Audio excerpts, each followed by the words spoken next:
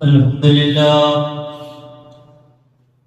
لله رب العالمين نحمده ونستعينه ونؤمن به ونتوكل عليه ونعوذ بالله من شرور أنفسنا ومن سيئات أعمالنا من يهده الله فلا مضل له ومن يضلل فلا هادي له واشهد ان لا اله الا الله وحده لا شريك له واشهد ان محمدا عبده ورسوله ارسله بالهدى ودين الحق ليظهره على الدين كله ولو كره المشركون اللهم صل على محمد وعلى ال محمد كما صليت على إبراهيم وعلى آل إبراهيم إنك حميد مجيد اللهم بارك على محمد وعلى آل محمد كما باركت على إبراهيم وعلى آل إبراهيم إنك حميد مجيد أما بعد فإن خير الكلام كلام الله وخير السنن سنن محمد صلى الله عليه وسلم وشر الأمور محدثاتها وكل محدثة بدعة وكل بدعة ضلالة أعوذ بالله من الشيطان الرجيم بسم الله الرحمن الرحيم يا أيها الذين آمنوا اتقوا الله حق تقاته ولا تموتن إلا وأنتم مسلمون يا أيها الناس اتقوا ربكم الذي خلقكم من نفس واحدة وخلق منها زوجها وبث منهما رجالا كثيرا ونساء واتقوا الله الذي تساءلون به والأرحام إن الله كان عليكم رقيبا يا أيها الذين آمنوا اتقوا الله وقولوا قولا سديدا يصلح لكم أعمالكم ويغفر لكم ذنوبكم ومن يطع الله ورسوله فقد فاز فوزا عظيما بسم الله الرحمن الرحيم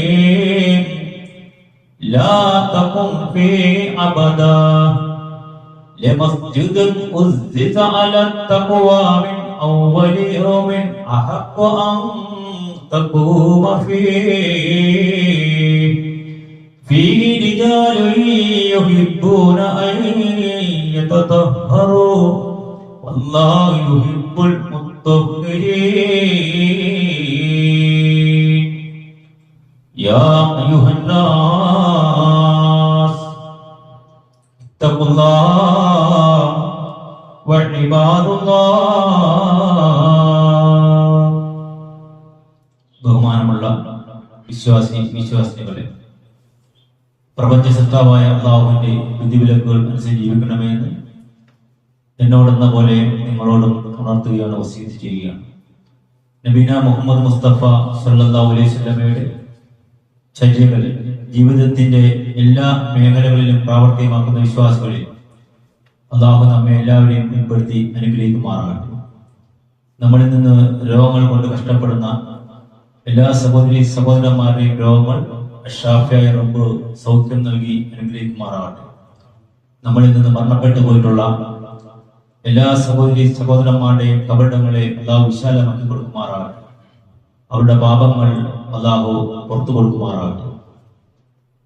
സഹോദരന്മാരെ, സഹോദരിമാരെ, വളരെ കാലം മുമ്പ് നമ്മൾ കണ്ടുകൊണ്ടിരുന്ന സ്ഥലങ്ങളിൽ ഇന്ന് വലിയ വലിയ ഫ്ലാറ്റുകൾ നമുക്ക് കാണാൻ കഴിയും. അപ്പൊ ഈ ഫ്ലാറ്റുകളൊക്കെ വരുന്നതിന് മുമ്പ് അവിടെ ഏതെങ്കിലും മാലിന്യങ്ങളോ മാലിന്യ കൂമ്പാരങ്ങളോ ഒന്നും കാണാനില്ലായിരുന്നു. ചിലപ്പോൾ അത് വയലുകളായിരിക്കാം, അല്ലെങ്കിൽ ഏതെങ്കിലും തോട്ടങ്ങളായിരിക്കാം, അങ്ങനെയുള്ള സ്ഥലങ്ങളായിരിക്കാം. അതുകൊണ്ട് ഇൻഷാ അല്ലാഹ് അല്ലാഹു ചില സഹോദരന്മാർക്ക് സമ്പത്ത് കൊടുത്തിട്ടുണ്ട്. ആ സമ്പത്ത് കൊണ്ട് അവർ ചിലപ്പോൾ ഫ്ലാറ്റുകൾ പണിതുയർത്തി എന്ന് വരാം.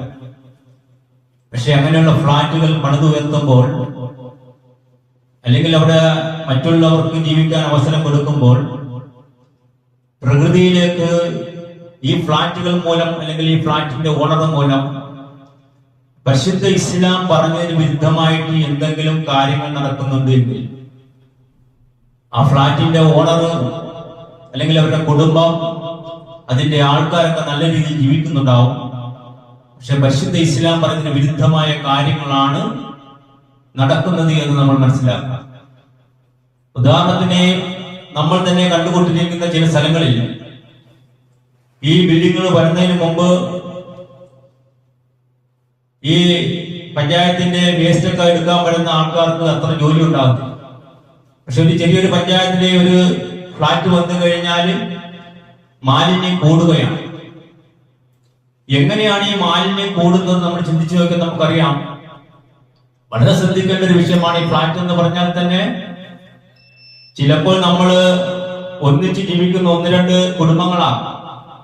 മേലെ കീഴേക്ക് താമസിക്കുന്ന കുടുംബങ്ങൾ, മേലെ താമസിക്കുന്ന ആൾക്കാര് അവരുടെ മക്കളുടെ മുടി ചീവിയാൽ പോലും അത് താഴെ വീഴാൻ പാടില്ല.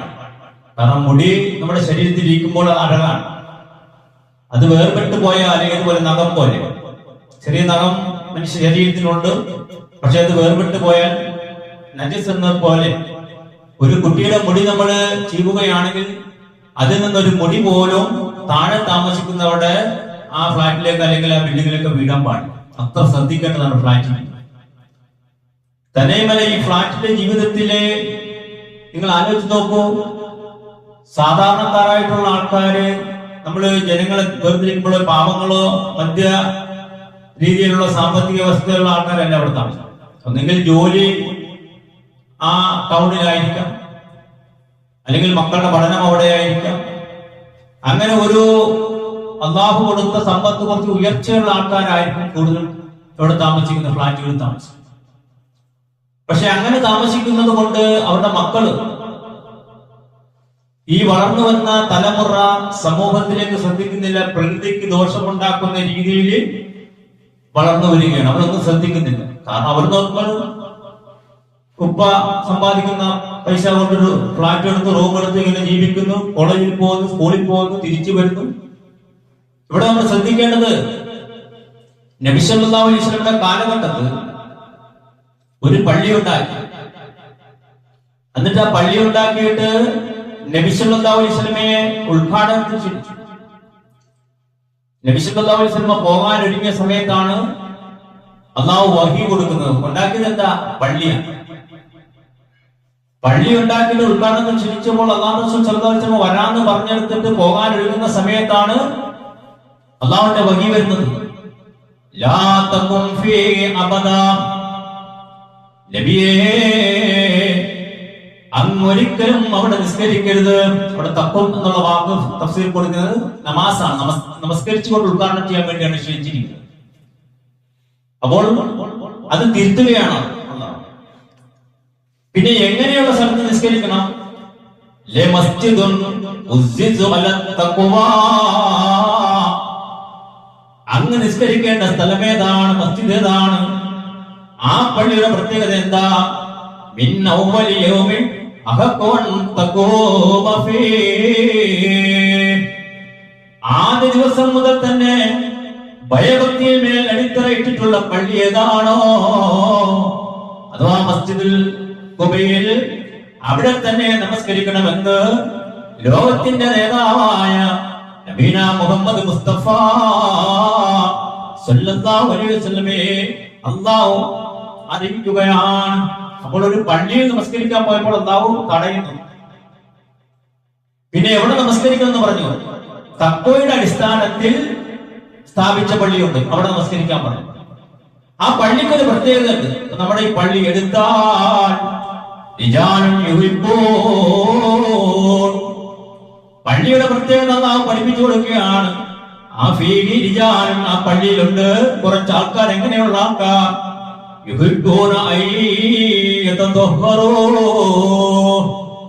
ശുദ്ധി ഇഷ്ടപ്പെടുന്ന, വൃത്തി ഇഷ്ടപ്പെടുന്ന കുറച്ച് ആൾക്കാർ അവിടെയുണ്ട്.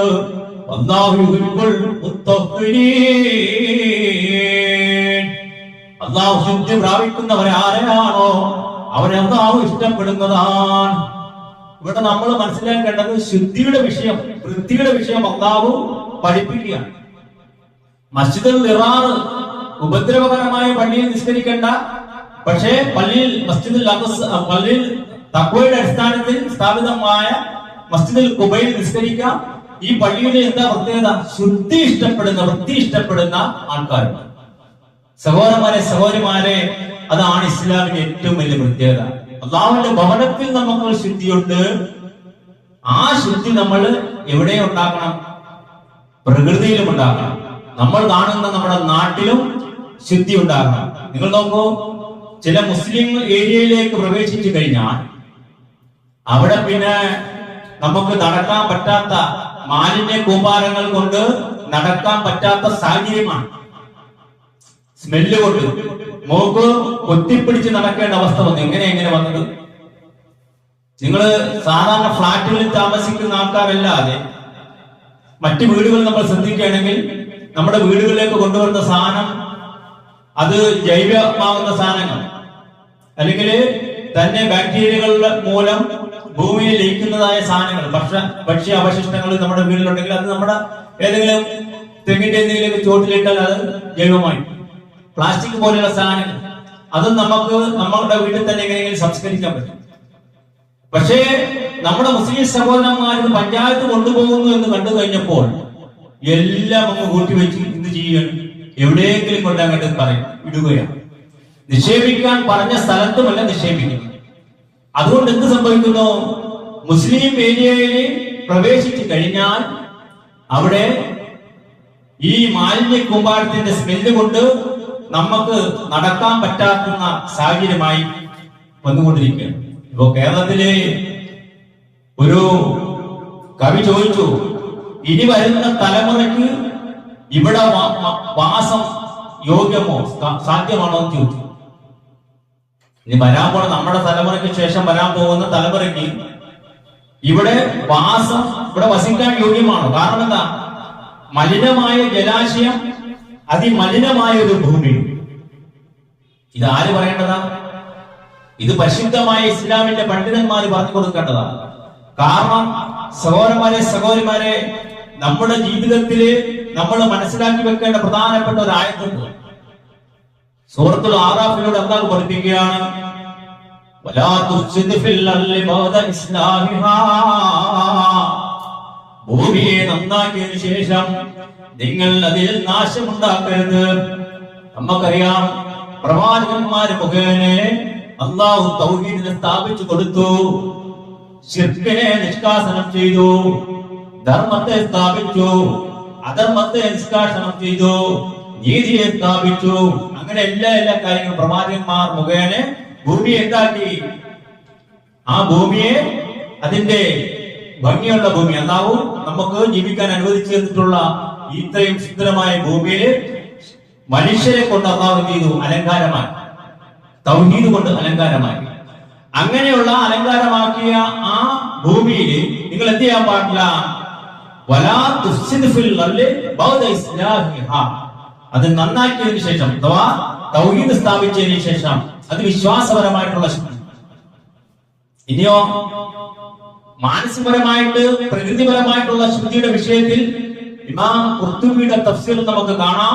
വഹുവ അന്നഹു സുബ്ഹാനഹു നഹാ അൻ കുല്ലി ഫസാദ്. വളരെ ശ്രദ്ധിക്കണം. ഇമാം ഖുർത്തുബിയുടെ തഫ്സീർ കാണുകയാണ്, നഹാ അൻ കുല്ലി ഫസാദ് ഖല്ല ഔ ഖസറ ബഅദ സ്വലാ ആ ഭൂമിയിൽ നമ്മള് ഏറ്റവും കൂടുതൽ നന്മയാകട്ടെ, ചെറിയ നന്മയാകട്ടെ, അത് സ്ഥാപിച്ചതിന് ശേഷം നമ്മൾ തിന്മ ചെയ്യാൻ പാടില്ല. തൗഹീദാവുന്ന വിശ്വാസപരമായ നന്മ ഒന്ന്. ഇനി പ്രകൃതിപരമായിട്ടുള്ള ശുദ്ധിയുടെ വിഷയത്തിലാണ് പറഞ്ഞത്. ഈ ഭൂമിയിൽ ഏതൊക്കെ എല്ലാ ഫസാദുകളും എല്ലാ കുഴപ്പങ്ങളും അള്ളാഹു നിരോധിച്ചു. തഫ്സീർ പരിശോധിച്ചു നോക്കണം.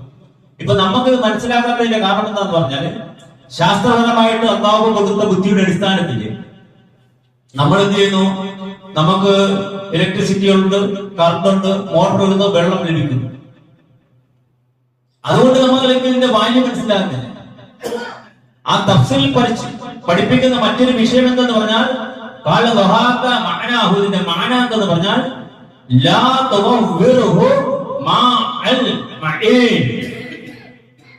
പ്രസിദ്ധമായ ശുദ്ധജലം നിങ്ങൾ മലിനമാക്കരുത്. ഇതിന്റെ തഫ്സീൽ പറയുന്ന ഏതിന്റെ തഫ്സീൽ? എന്ന് പറഞ്ഞ ആയത്തിന്റെ തഫ്സീൽ ഇമാം ഖുർത്തുബി വിവരിക്കുകയാണ്. എന്ത്? നിങ്ങൾക്ക് അള്ളാഹു അനുഗ്രഹികമായി തന്നിട്ടുള്ള വെള്ളമുണ്ട്. അപ്പൊ നമ്മൾ വെള്ളമെന്ന് ഉദ്ദേശിക്കുന്നത് നമ്മള് വീട്ടിലെ കുഴൽക്കിണർ മാത്രമല്ല. ഈ ഭൂമിയുടെ അടിയിൽ നമ്മൾ ഈ ഭൂമിയിൽ ഇവിടെ ജീവിക്കുമ്പോൾ എത്രത്തോളം മലിനമാക്കുന്നുണ്ടോ അത്രയും മലിനജലം നമുക്ക് ലഭിക്കും. അപ്പൊ ഒരു നദിയിലേക്ക് നമ്മൾ നമ്മുടെ വീട്ടിൽ നിന്ന് എറിയുന്ന സാധനങ്ങൾ, പ്ലാസ്റ്റിക്, അശുദ്ധം പോലെയുള്ള സാധനങ്ങൾ, അതിങ്ങനെ എറിയുകയാണെങ്കിൽ ശുദ്ധജലം മലിനമാക്കരുത് എന്ന തഫ്സീർ പറഞ്ഞിരിക്കുന്നതിന് വിരുദ്ധമാണ് നമ്മൾ ചെയ്യുന്നത് നമ്മൾ മനസ്സിലാക്കണം. സഹോദരന്മാരെ, സഹോദരിമാരെ, ഇന്ന് ഫ്ലാറ്റുകൾ പണിയുന്ന ആൾക്കാര് അത് പണിയുന്നതിന് മുമ്പ് തന്നെ അവര് മറ്റുള്ളവരോട് ചോദിക്കും, നിങ്ങൾക്ക് ഇത് വേണം? അപ്പൊ വേണമെന്ന് അവര് പറയും. പൈസ ഉള്ളവര് പറയും, ഞങ്ങൾ 10 ലക്ഷം, ഒരു റൂമിന് 10 ലക്ഷം. അങ്ങനെ ഒരു റൂമിന് ഫ്ലാറ്റ് ആകും മുമ്പ് ഒരു 5 വർഷം മുമ്പോ 4 വർഷം മുമ്പോ ആൾക്കാർ മറ്റുള്ളവർ പൈസ കൊടുക്കുന്നു. ഇത് ഇവിടെ നടക്കുന്നത് അങ്ങനെ. അല്ലെ 20 ലക്ഷം കൊടുക്കുന്നു. ഈ 20 ലക്ഷം കൊടുക്കുന്ന വ്യക്തിയോട് ഓണർന്ന് പറയാൻ പാടില്ല. പിന്നീട് അവൻ വിധേയമായി പോയി. കാരണം മറ്റുള്ള സ്ഥലം മാത്രമേ പറ്റും. മറ്റുള്ളവരുടെ പൈസ വാങ്ങിച്ചിട്ട് പണിതിട്ട് ഇവര് കൊടുക്കുമ്പോൾ ഇവര് ഈ പരിശുദ്ധമായ ഇസ്ലാമിന്റെ കർമ്മങ്ങൾ, നിങ്ങൾ ഈ ഫ്ലാറ്റിൽ താമസിക്കുമ്പോൾ അടുത്ത റൂമിലുള്ളവർക്ക് നിങ്ങൾ ശല്യം ചെയ്യരുത്. അല്ലെങ്കിൽ നിങ്ങൾ മറ്റു കാര്യങ്ങളിലൂടെ അല്ലെങ്കിൽ മറ്റു കാര്യങ്ങൾ ശ്രദ്ധിക്കണമെന്ന് ഈ ഓണറിന്റെ സ്ഥലത്തിന്റെ ഓണറിന്റെ ഫ്ലാറ്റിൽ നമുക്ക് പറഞ്ഞു കൊടുക്കാൻ കഴിയാതെ വരുന്നു. എന്തുകൊണ്ടാണ്? തുടങ്ങുമ്പോൾ തന്നെ അവൻ പൈസ വാങ്ങിയിട്ടുണ്ട്.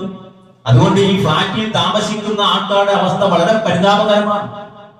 ചില സഹോദരന്മാർ നമ്മളോട് ഈ വിഷയങ്ങൾ പറഞ്ഞു. തൊട്ടടുത്ത് എതിർ താമസിക്കുന്നവർ തമ്മിൽ സംസാരമില്ല, മുസ്ലിങ്ങളായിരിക്കും, സലാമില്ല. കാരണം എന്താ? ഒരു വേസ്റ്റ് എടുത്തെറിഞ്ഞതിന്റെ പേരിലായിരിക്കും. സഹോദരന്മാരെ, സഹോദരിമാരെ, നമ്മുടെ വീട്ടിൽ നമ്മുടെ മക്കൾ നമ്മൾ അടുത്തടുത്ത് താമസിക്കുകയാണെങ്കിൽ ചിലപ്പോൾ ഒരു പെൻസിൽ കട്ട് ചെയ്യുന്നതിന്റെ ഒരു ചെറിയൊരു വേസ്റ്റ് ആണെങ്കിൽ പോലും അപ്പുറത്തെ വീട്ടിലേക്ക് എറിഞ്ഞാൽ നമ്മൾ അവരെ ശാസിക്കണം. ഒരു പെന്നിന്റെ ഗ്യാപ്പ് വലിച്ചെറിയാം. കഴിഞ്ഞ് യൂസ് ത്രോ ചെയ്യുമ്പോൾ നമ്മള് മക്കളെ വളരെ ഗൗരവത്തോട് കാണിക്കണം. അങ്ങനെ വലിച്ചെറിയാൻ പാടില്ല മറ്റുള്ളവരുടെ സ്ഥലത്ത്. ഇതൊക്കെ പഠിപ്പിച്ചു തരുന്ന ശുദ്ധിയുടെ ഭാഗമാണ്. കാരണം എന്താ? ശുദ്ധമായ ഇസ്ലാമിൽ നമ്മൾ ചെയ്യുന്ന കർമ്മങ്ങളിൽ അല്ലാഹു നമ്മളോട് ഖിയാമത്ത് നാളിൽ ചോദിക്കുന്ന ഏറ്റവും പ്രധാനപ്പെട്ട കർമ്മമായ നിസ്കാരത്തിന്റെ വിഷയത്തിൽ അതിന് മുന്നോടിയായി നമ്മൾ എടുക്കുന്ന വുദു ഉണ്ടല്ലോ, ആ വുദു എടുത്തതിന് ശേഷം നമ്മൾ ചെയ്യുന്ന ദുആ അശ്ഹദു അല്ലാ ഇലാഹ ഇല്ലല്ലാഹ് വഹ്ദഹു ലാ ശരീക ലഹു വഅശ്ഹദു അന്ന മുഹമ്മദൻ അബ്ദുഹു വറസൂലുഹു എന്ന് പറഞ്ഞതിന് ശേഷം അല്ലാഹുമ്മ ജഅൽനി മിനൽ തവ്വാബീന വജഅൽനി മിനൽ മുതതഹിരീൻ. അല്ലാഹുവേ, നീ എന്നെ പശ്ചാത്തപിക്കുന്നവരുടെ കൂടെ ഉൾപ്പെടുത്തണേ നാഥാ. അതുപോലെ നമ്മൾ ചോദിക്കുന്നു വജഅൽനി മിനൽ മുതതഹിരീൻ, ശുദ്ധി പാലിക്കുന്നവരുടെ കൂടെയും അല്ലാഹുവേ നീ എന്നെ ഉൾപ്പെടുത്തണമേ. അല്ലാഹുവിന്റെ ഭവനത്തിൽ ശുദ്ധിയുണ്ട്, വീട്ടിൽ ശുദ്ധിയുണ്ട്, ഒതുകൊടുക്കുമ്പോൾ ശുദ്ധിയുണ്ട്. അതേ ശുദ്ധി ആ മനുഷ്യൻ തന്നെ അവന്റെ വീട്ടിൽ താമസിക്കുമ്പോൾ, അവന്റെ ഫ്ലാറ്റിൽ താമസിക്കുമ്പോൾ ആ ശുദ്ധി അവൻ കാണിക്കുന്നില്ല. പക്ഷെ പ്രാർത്ഥിക്കുന്നുണ്ട്, 5 നേരവും പ്രാർത്ഥിക്കുന്നുണ്ട്. അല്ലാഹുവേ, നീ എന്നെ ശുദ്ധിയുള്ളവരുടെ കൂടെ ഉൾപ്പെടുത്തണമേ. മറ്റുള്ളവരുടെ സ്ഥലങ്ങളിലേക്ക്, പ്രകൃതിയിലേക്ക് വേസ്റ്റുകൾ വലിച്ചെറിഞ്ഞ്, മാലിന്യങ്ങൾ വലിച്ചെറിഞ്ഞിട്ട് അവൻ പറയുന്നു,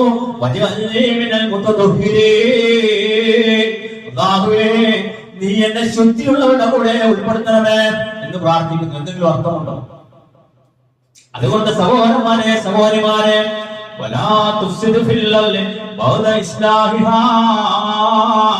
എന്ന് പറയുന്ന ആയത്തിന്റെ തഫ്സീറിൽ നമുക്ക് കാണാം,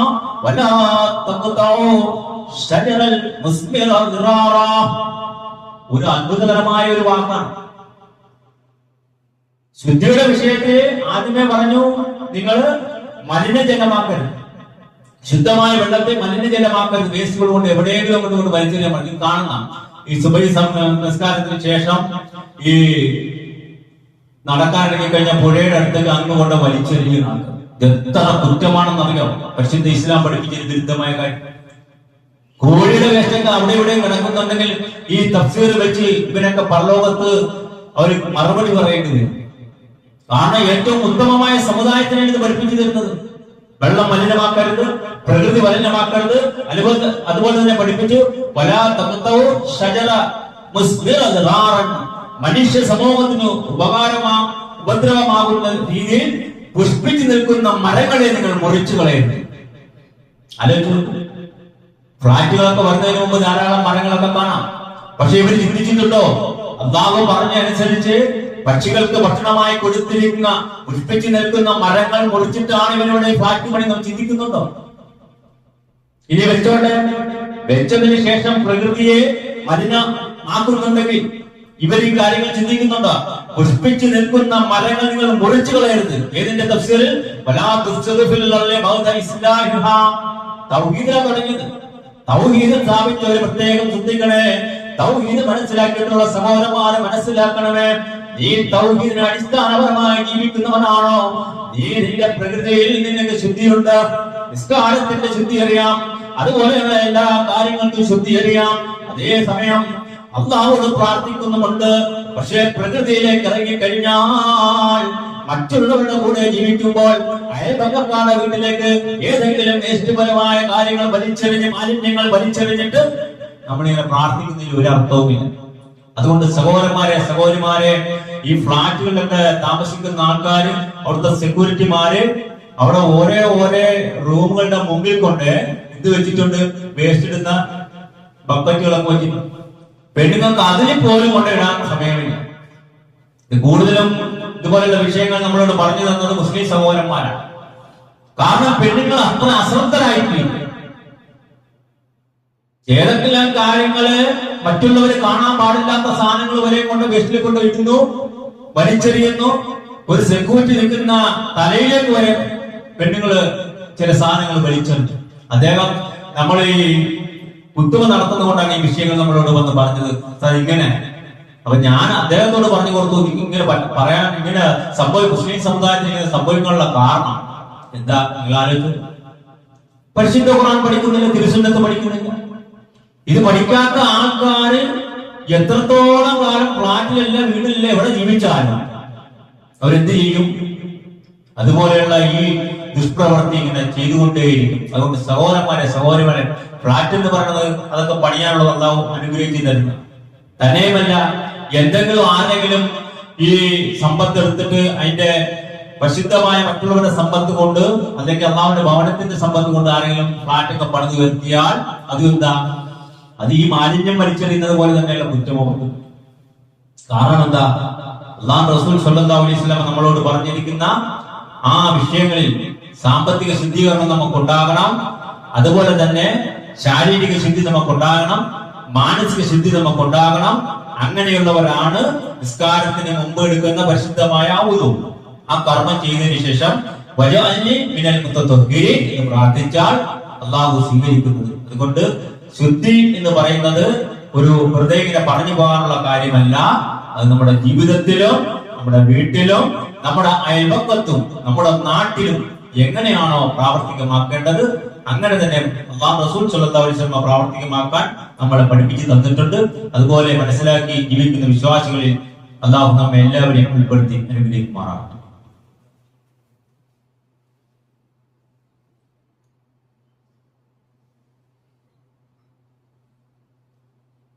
അൽഹംദുലില്ലാ അൽഹംദുലില്ലാഹി الذي هدانا لهذا وما كنا لنهتدي لولا أن هدانا الله. ഒരിക്കൽ കൂടി അള്ളാഹുവിന്റെ വിധിവിലക്കുകൾ അനുസരിച്ച് ജീവിക്കണമേ എന്ന് എന്നോടെന്ന പോലെ നിങ്ങളോടും ഉണർത്തുകയാണ് വസിയത്ത് ചെയ്യുന്നത്. സഹോദരന്മാരെ ശുദ്ധിയുടെ വിഷയത്തിൽ നമുക്കറിയാം, Purity is the half of faith എന്ന് നബി സല്ലല്ലാഹു അലൈഹി വസല്ലമ പഠിപ്പിച്ചിട്ടുണ്ട്. ഇതില് ഈ ഹദീസിന്റെ വ്യാഖ്യാനത്തിൽ പറയുന്ന ഈമാൻ എന്ന് പറയുന്നത് സ്വലാത്ത, നമസ്കാരമാണ്. അപ്പോൾ അവിടെ വരുന്നത് പ്യൂരിറ്റി എന്ന് പറയുന്നത് വുദുവാണ്. അത് നമ്മൾ ഈ വുദു എടുക്കുന്ന വിഷയത്തില് നമുക്ക് എല്ലാവർക്കും അറിയാം, നമ്മള് വുദു എടുക്കുന്നു, ബിസ്മി ചൊല്ലുന്നു, ഇത് തുടങ്ങുന്നെങ്കിൽ പോലും അതിനുശേഷമുള്ള പ്രാർത്ഥന സാധാരണ നമ്മുടെ തൗഹീദ് അല്ലാത്ത ആൾക്കാര് അത് വളരെ കിബിലയിലേക്ക് തന്നെ തിരിഞ്ഞു നിന്നിട്ട് ആ പ്രാർത്ഥന ചൊല്ലിയതിനു ശേഷമാണ് ഇങ്ങോട്ട് വരുന്നത്, പള്ളിയിലേക്ക് വരുന്നത്, ഒരു സൂക്ഷ്മതയ്ക്ക് വേണ്ടി. പക്ഷെ നമ്മള് ചില ആൾക്കാര് വുദു എടുക്കുമ്പോൾ ഫോൺ എടുത്ത് ഇങ്ങനെ വെച്ചിട്ട് സംസാരിച്ചുകൊണ്ട് വുദു എടുക്കുക. അല്ലാഹുവിന്റെ നാമത്തിൽ തുടങ്ങിയതാണ്. ആ കർമ്മം തീർന്ന് അത്ര ശ്രദ്ധിച്ചുകൊണ്ട് നമ്മൾ വുദു എടുക്കാൻ ശ്രദ്ധിക്കണം. അതിന് ശേഷമുള്ള ആ ദുആ, അത് ഷഹാദത്ത് പുതുക്കുന്ന ഒരു ദുആയാണ്. അശ്ഹദു അല്ലാ ഇലാഹ ഇല്ലല്ലാഹു എന്ന് തുടങ്ങുന്ന ഷഹാദത്ത് പുതുക്കുന്ന ഒരു ദുആയാണ് വുദുവിന് ശേഷമുള്ള ദുആ. ആ ദുആ നമ്മൾ പ്രത്യേകിച്ച് എടുക്കുമ്പോൾ, ചെയ്യുമ്പോൾ നമ്മുടെ മക്കൾ കേൾക്കുന്ന രീതിയിൽ നമ്മൾ പഠിപ്പിച്ചു കൊടുക്കും. വീട്ടിലൊക്കെ നമ്മൾ വുദു എടുക്കുമ്പോൾ ആ വുദുവിന് ശേഷമുള്ള ആ ദുആ എത്രത്തോളം നമ്മുടെ മക്കൾ നമ്മളിൽ നിന്ന് കേട്ടിട്ടുണ്ടോ അത് അവരിത് കേട്ട് പഠിച്ചാല് അതിൽ വരുന്ന ഒരു പദമാണ് ശുദ്ധി എന്നുള്ളത്. അതുകൊണ്ടാണ് ഫിഖ് ഗ്രന്ഥങ്ങളൊക്കെ ഇത് ശത്രുൽ ഈമാൻ എന്ന് പറയുന്നത് സ്വലാത്ത് ആയതുകൊണ്ടാണ്, ഈമാൻ എന്ന് പറയുന്നത് സ്വലാത്ത് ആയതുകൊണ്ടാണ് ഫിഖ് ഗ്രന്ഥങ്ങളുടെ ആദ്യമേ ത്വഹാറ എന്ന് പറയുന്ന ശുദ്ധിയുടെ വിഷയവുമായി ബന്ധപ്പെട്ട് ഈ വെള്ളത്തിന്റെ ഒക്കെ വിഷയങ്ങൾ പഠിപ്പിക്കാൻ പറ്റുന്നത്. അതുകൊണ്ട് സഹോദരന്മാരെ നമ്മള് അള്ളാഹുവിന്റെ ഭവനത്തില് നബി സല്ലല്ലാഹു അലൈഹി വസല്ലമയെ പഠിപ്പിച്ചുകൊണ്ട് തന്നെ പറഞ്ഞു, അള്ളാഹുവിന്റെ ഭവനത്തിൽ വരുന്നവർ ശുദ്ധിയെ ഇഷ്ടപ്പെടുന്നവരാണ്. പക്ഷെ അത് പറയുന്നതോടൊപ്പം തന്നെ ആ ശുദ്ധിയുടെ പ്രാർത്ഥന നമ്മൾ എപ്പോഴും ചൊല്ലണം. അതോടൊപ്പം തന്നെ നമ്മുടെ നാട്ടില്, നമ്മുടെ വീടിന് പരിസരത്തുള്ള ആ സഹോദരിമാർക്ക് അവർക്ക് ഹാനികരമാവുന്ന രീതിയിൽ ഒരു മാലിന്യങ്ങളും നമ്മൾ അവർക്ക് അല്ലെങ്കിൽ നമ്മളെ കൊണ്ട് അവർക്ക് ബുദ്ധിമുട്ടുന്ന രീതിയിൽ നമ്മൾ ചെയ്യാൻ പാടില്ല. അയൽപക്കക്കാരോട് നമ്മളെ ഒരു കുടുംബത്തിന് വിവാഹം പറഞ്ഞേ ഫസ്റ്റ് ജനങ്ങൾ വന്ന് അതിനെപ്പറ്റി ആലോചന വരുന്ന അയൽപക്കക്കാരോട് അത്ര നല്ല രീതിയിലായിരിക്കും നമ്മൾ അയൽപക്കക്കാരോട് നിൽക്കേണ്ടത്. പക്ഷെ ഇത് ഏതിന്റെ രീതിയിലാണ്? ശുദ്ധിയുടെ വിഷയത്തിൽ ഇസ്ലാം ശുദ്ധിക്ക് കൊടുത്ത പ്രാധാന്യം എത്രത്തോളം ഉണ്ടോ അത് പ്രകൃതിയിൽ കാണിക്കാൻ നമ്മൾ തയ്യാറാകണം. നമ്മളെ കൊണ്ട് ഒരിക്കലും വെള്ളം മലിനമാക്കുന്ന രീതി വരാൻ പാടില്ല. നമ്മൾ ഇടുന്ന വേസ്റ്റ് റോഡിൽ കിടന്നിട്ട് മറ്റുള്ളവർ ഇങ്ങനെ മൂക്ക് പൊത്തിപ്പോകുന്ന ഒരവസ്ഥ നമ്മൾ ഉണ്ടാക്കാൻ പാടില്ല. അങ്ങനെ ഉണ്ടാക്കുകയാണ് എങ്കിൽ മസ്ജിദ് ദിറാർ ഉണ്ടാക്കിയതിന് മറ്റുള്ളവർക്ക് ഉപദ്രവം ഉണ്ടാക്കാൻ അതേ അവസ്ഥയിലേക്ക് നമ്മൾ പോകുന്നതാണ്. അള്ളാഹു നമുക്ക് എത്ര സമ്പത്ത് തന്നിട്ടുണ്ടോ അതനുസരിച്ച് നമ്മൾ ജീവിക്കണം, അത് നല്ല രീതിയിൽ ജീവിക്കണം. അതുകൊണ്ട് പ്യൂരിറ്റി ഇഷ്ടപ്പെടുന്ന അല്ലെങ്കിൽ ശുദ്ധി ഇഷ്ടപ്പെടുന്നവരിൽ നമ്മൾ ഉൾപ്പെടുവാൻ വേണ്ടി നമ്മൾ ശ്രമിക്കണം. മറ്റൊരു കാര്യം, അള്ളാഹുവിന്റെ ഈ ഭവനത്തിൽ നമ്മൾ നമ്മുടെ മക്കളുടെ കഴിവുകൾ എങ്ങനെയുണ്ട് എന്ന് മനസ്സിലാക്കുവാൻ വേണ്ടി നമ്മൾ അള്ളാഹു തന്ന അനുഗ്രഹം കൊണ്ട് കഴിഞ്ഞ ദിവസം പ്രസിദ്ധമായ ഒരു ഇസ്ലാമിക ഒരു കൂട്ടായ്മ നമ്മൾ അള്ളാഹുവിന്റെ ഭവനത്തിൽ നടത്തി. ഇവിടെ വന്ന എല്ലാവർക്കും അത് വളരെ ഇഷ്ടപ്പെട്ടു. വളരെ ധാരാളം ആൾക്കാർ അത് നമുക്ക് ഒരു നല്ല മോട്ടിവേഷനായി തോന്നി, പ്രത്യേകിച്ച് സ്ത്രീകൾ. ഇൻഷാ അല്ലാഹ് ഇനി വരുന്ന സമയങ്ങളിൽ നമ്മൾ അതുപോലെ സ്ത്രീകൾക്ക് വേണ്ടി ക്ലാസുകൾ വെക്കണം. നമ്മള് പുരുഷന്മാർക്ക് നമുക്കറിയാം, അവരിങ്ങനെ ഈ വീഡിയോകളൊക്കെ കണ്ട് പല പല വിഷയങ്ങൾ പഠിച്ചുകൊണ്ടിരിക്കും. സ്ത്രീകൾക്ക് അങ്ങനെ ഏതെങ്കിലും ഒരു വിഷയം പ്രത്യേകിച്ച് എടുത്തെങ്കിൽ മാത്രമേ അവർ ശ്രദ്ധിക്കത്തുള്ളൂ. കാരണം അവര് വീട്ടിൽ ധാരാളം ജോലികളുണ്ടാവും, അതിന് മക്കളുടെ കാര്യങ്ങളുണ്ടാവും. അതുകൊണ്ട് നമ്മൾ ഇൻഷാ അല്ലാഹ് ഇനി വരുന്ന സമയങ്ങളിലൊക്കെ ഏതെങ്കിലും സമയത്ത്, പ്രത്യേകിച്ച് അവധി ദിവസങ്ങളിൽ ഇതുപോലെ നമ്മൾ സ്ത്രീകൾക്ക് ക്ലാസുകൾ കൊടുക്കാൻ ശ്രദ്ധിക്കണം. പ്രത്യേകിച്ച് ഈ ഫ്ലാറ്റിന്റെ വിഷയം എടുക്കാൻ കാരണം പല സ്ത്രീകളും അടുത്തടുത്ത വീടുകളിൽ താമസിച്ചിട്ട് പല സാധനങ്ങളും താഴത്തേക്ക് ഇടുകയാണ്. മക്കൾ അത് കണ്ടുപഠിക്കുകയാണ്, മക്കൾ അതുപോലെ തുടർന്നു കൊണ്ടിരിക്കുകയാണ്. ഏറ്റവും മോശപ്പെട്ട വിഷയമാണ്. പ്രത്യേകിച്ച് മുടികളൊക്കെ ചീവിയിട്ട് ചുറ്റി ഇടുക, താഴത്തേക്ക് വലിച്ചെറിയും. അവിടെ നിൽക്കുന്ന സെക്യൂരിറ്റിക്കാരെ പാവപ്പെട്ടവനായിരിക്കും, അവന് കൂടുതലായിട്ട് ഇവരോടൊന്നും പറയാൻ പറ്റത്തില്ല.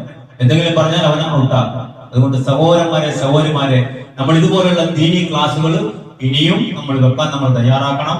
നമ്മൾ ചെയ്ത എല്ലാ കർമ്മങ്ങളും അല്ലാഹു നമ്മളിൽ നിന്ന് സ്വീകരിക്കുമാറാകട്ടെ. അല്ലാഹുമ്മ ഗ്ഫിർ മുഅ്മിനീന വൽ മുഅ്മിനാത്ത് വൽ മുസ്ലിമീന വൽ മുസ്ലിമാത്ത്. അല്ലാഹുമ്മ അജിർനാ മിനന്നാർ, അല്ലാഹുമ്മ അജിർനാ മിനന്നാർ, അല്ലാഹുമ്മ അജിർനാ മിനന്നാർ. ربنا تقبل منا انك انت السميع العليم وتوب علينا انك انت التواب الرحيم. سبحان ربك رب العزة عما يصفون وسلام على المرسلين والحمد لله رب العالمين.